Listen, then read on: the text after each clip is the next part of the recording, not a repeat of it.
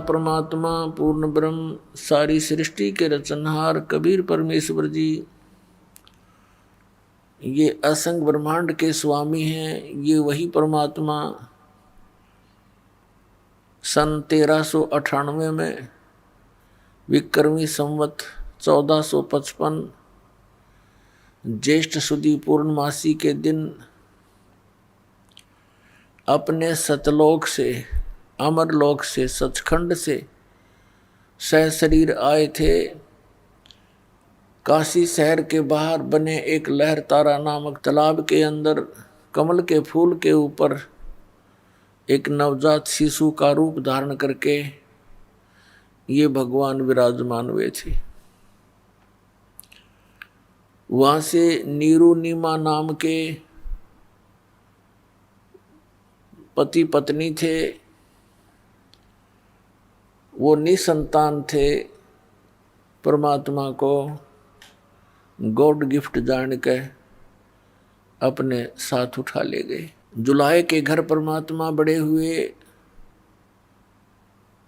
लीला में शरीर से जब 5 वर्ष के हो गए, बड़े बड़े विद्वानों के छक्के छुड़ान लग गए,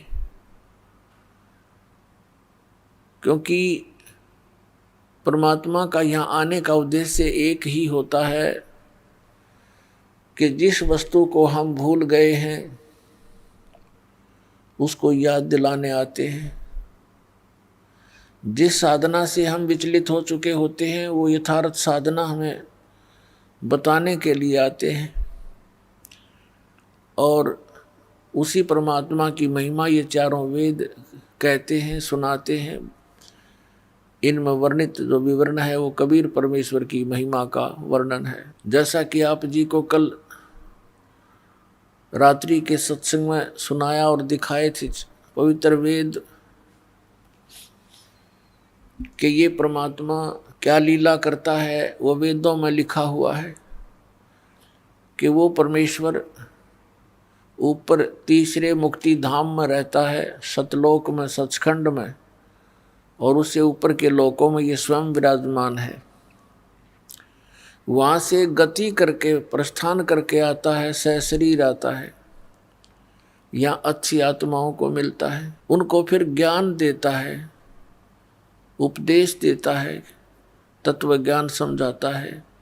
वो अच्छी आत्माएं, वो दृढ़ भक्त होते हैं, वो परमात्मा के एक आज्ञा का पालन करते हैं, अपना भी जीवन सफल करते हैं, और हमारे जैसे भोली आत्माओं के लिए भी वो एक एफिडेविट बनाकर चले जाते हैं अपनी अमृत वाणी का, जिसके आधार से आज हमें भगवान को पहचानना बहुत आसान हो गया। पुण्यात्माओं, परमात्मा कितने दयालु हैं। आप बालक हो, बालक का स्वभाव होता है, माता पिता कितना प्यार देते हैं, सीने से लगाए फिरते हैं,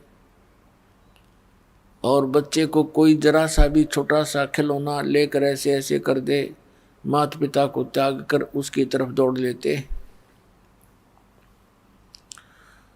और वो जो उसको थोड़ी सी देर के लिए ललचा रहा है, वो उसको आजीवन वो सुख नहीं दे सकता जो माता पिता दे सकते हैं।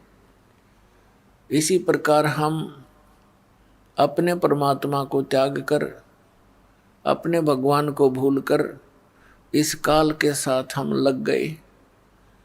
तब तो ये हमें अच्छा लगता था, क्योंकि दूर के ढोल सुहाने होते हैं। जब हम इसके संपर्क में आए तो इसने वो जलालत की आज आपके समक्ष है। किसी को गधा बना दिया, किसी को कुत्ता बना दिया, कोई सूर बना दिया, किसी का बेटा मर गया, किसी की बेटी मर गई, और किसी की स्वयं को किसी को कष्ट कोड या मानसिक परेशानी सदा बनी रहती है। अब भी यही स्थिति है, क्योंकि परमात्मा जब आए 600 वर्ष पूर्व हमें याद दिलाने आए, क्योंकि इस काल भगवान ने हमारे को बेसुध कर रखा है। हमारी वो बुद्धि छीन ली, समाप्त कर दी, दबा दी इसने कि परमात्मा कोई और है। वो ज्ञान नाश कर दिया जिसमें पूर्ण परमात्मा की विशेष जानकारी थी, जिसको सूक्ष्म वेद बोलते। और जिस कारण से हम यही भटकते रहते हैं, वो परमात्मा दयालु हमें फिर से याद दिलाने के लिए आते हैं।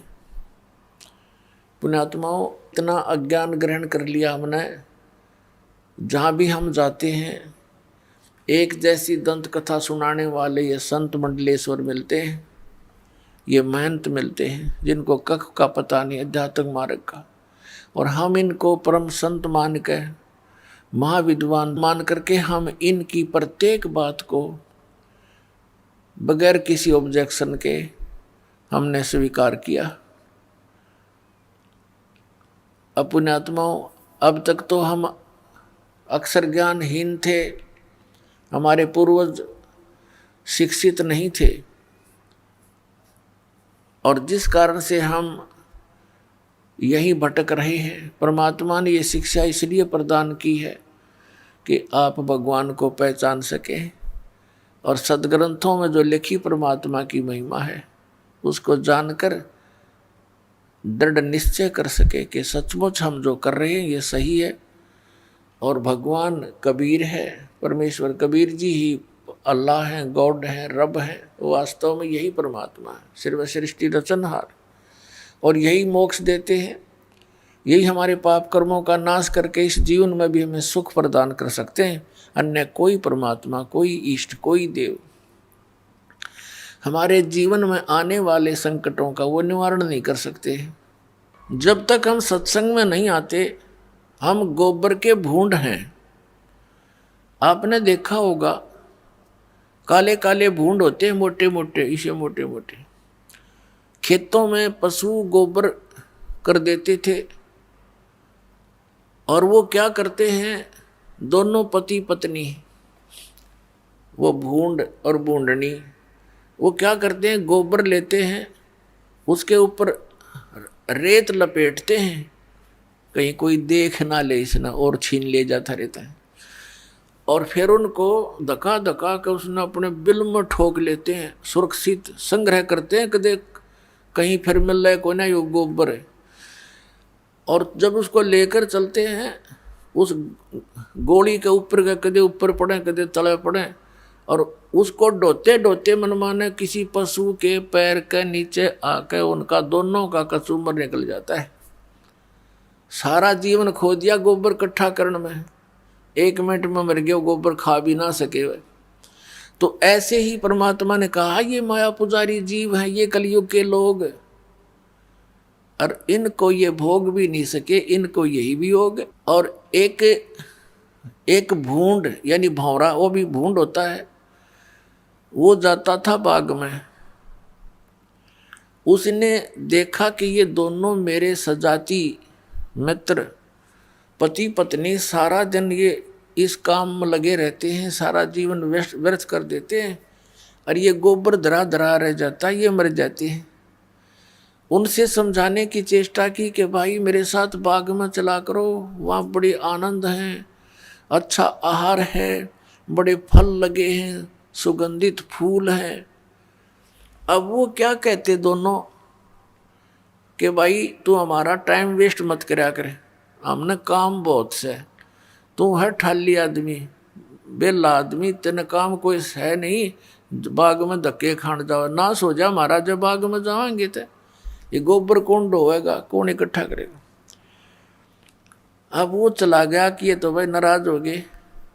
कुछ दिन के बाद फिर ही मच्छी करके उनसे फिर चर्चा की। उस दिन उन्होंने कुछ थोड़ी देर ज़्यादा समय तक सुनने की चेष्टा की, फिर भी लास्ट में ये कह दिया भी नहीं, हमें टाइम नहीं है, फुर्सत नहीं। अपना आत्माओं, एक भगत सत्संग में आया करता, सत्संग ले रखा था, और उसका मित्र था खास, उसने वो सत्संग ग्रहण नहीं किया, भगवान की भक्ति नहीं करता था। तो उसके पास जाता था मित्र, आप नाम लो, भगवान की भक्ति करो, चलो मेरे साथ सत्संग में। तो वो भी ये कहता था कि भाई मेरे पास टाइम नहीं, छोटे छोटे बच्चे हैं, तेरा तो दिमाग खराब हो गया, तूने तो अपना नाश करना है, तीसरे दिन भाग जा सत्संग में। कोई बात हुई? फिर वो मित्र फिर कुछ देर बाद जाता, क्योंकि उसको पता था कि वो गोबर ढो रहा है उन बूंदों की तरह। और वो कहता भाई फुर्सत नहीं, और बात बता तू, इसने छोड़ टॉपिक ने। एक दिन उसकी मृत्यु होगी, छोटे छोटे बच्चे थे, कटकी टिकट ये कौन सा पटा लिखवा रखे, मराए को नहीं 100 साल तक। अब सभी उठाकर ले जा रहे हैं, कोई लकड़ी ले जा रहा है, कोई पीछे पीछे जा रहा है, बोल रहे हैं राम नाम सत्य है, सत्य बोलो गत है। उसका मित्र कहता आज भाई को फुर्सत है।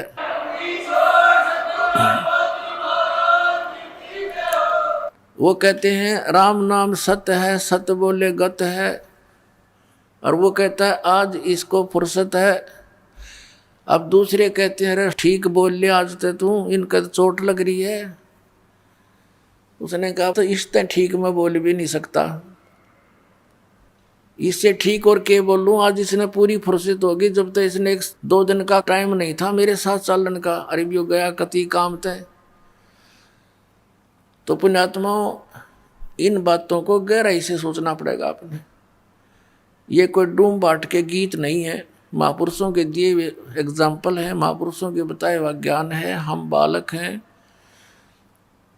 और उन महापुरुषों की बातों पर हमने कदम से कदम मिला के आगे चलना पड़ेगा, जब हम सफल हो सकते हैं।